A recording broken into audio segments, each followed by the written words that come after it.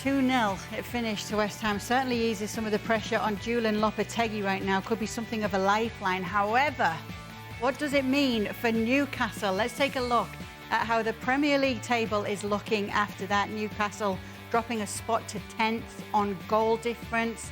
They are level on 18 points with Fulham in 9th above them.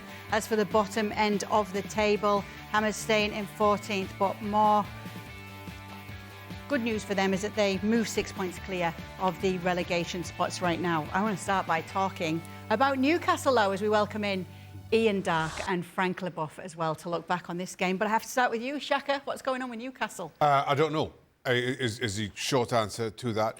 I thought Newcastle, 2 seasons ago, were absolutely outstanding. Last season had injuries as an excuse for some of their poor performances.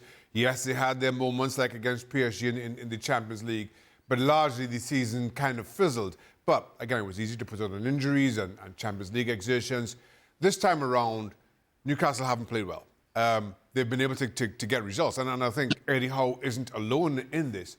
When you look at that table, there are a lot more managers who would be sitting very nervously when they get home at night.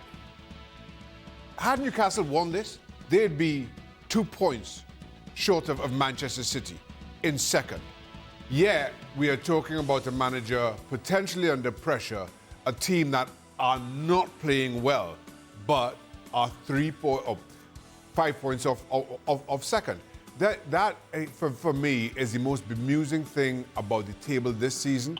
And up against a team, and I made this point earlier in the season, West Ham have looked decidedly poor against anybody in the top 8 of this league.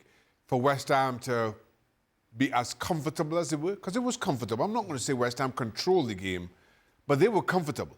And for them to look as comfortable as they did against Newcastle should send alarm bells to everybody involved.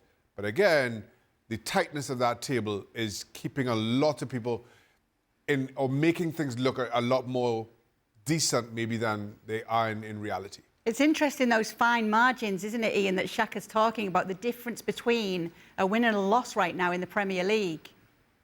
Yeah, it's a very tight table, but let's give credit to West Ham, because where did that performance come from? They've been pretty awful this season in the main. A lot of new players trying to bed in. Didn't look like they had the feel for the club, but I thought that was a slick, mature performance tonight. They had players coming in like Carlos Soler. I thought he had a terrific game in midfield.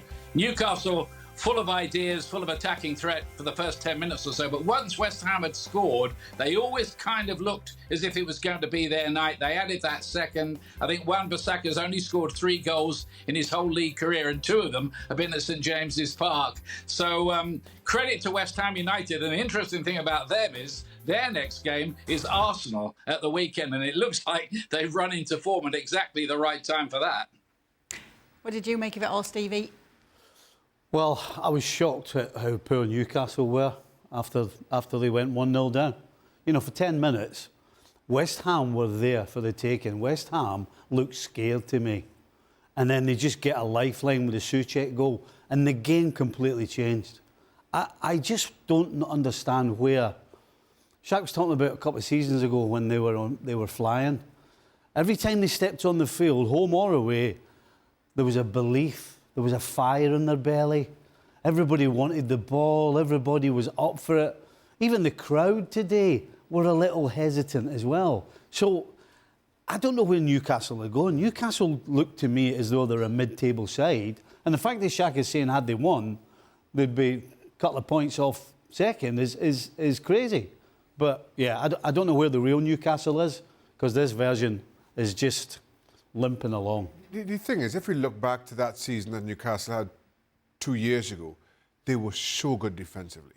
They were difficult to break down. I think only City had conceded more goals than them during that Premier League campaign. Yet you look at the 2 goals that they conceded today. How Thomas Souček has allowed a free header inside your box is beyond me. Everybody knows and understands the strength of Souček in the air. Do not allow him a free run at the ball. Aaron Wan-Bissaka runs off of Joelinton from midfield. Joelinton, who has been one of the brightest sparks for Newcastle for the last 3 or 4 years. But he's just allowed to run off. Wan-Bissaka just runs off his man, and while Jared Bowen draws two defenders to him, Wan-Bissaka just finds himself at acres of room in 15 yards away from the Newcastle goal. Those are things. And while we could talk a lot about, maybe some of the other things that Newcastle aren't doing well, those are basics. Those are basics that you should not be excusing. Newcastle's defending, Frank. It sounds like you've got something to say about that.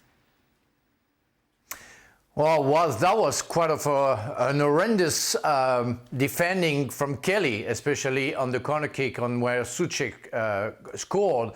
But overall, yeah, they were incapable of coping with West Ham. We are talking about West Ham. And what struck me the most today, and when you watch a Xhaka Siko like that, you expect a lot better from the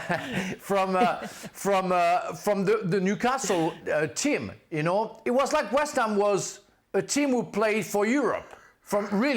They were absolutely in control, as Xhaka said, very comfortable. They managed to deal with the team they were playing against. We're talking about Newcastle at St James's Park, where everybody knows that it's hard to win over there. But after the first goal, as Stevie said, the game changed. And after the second goal, the game was over. West Ham was better, much better. Now we can talk maybe of the non-penalty by the VAR on, I think it was Wilson. Maybe that was a penalty. For me, that was maybe a penalty, but maybe it would have changed anything, but they didn't deserve to get anything out of it. That's what it is. West Ham were much better than Newcastle, and that's worrying me a lot.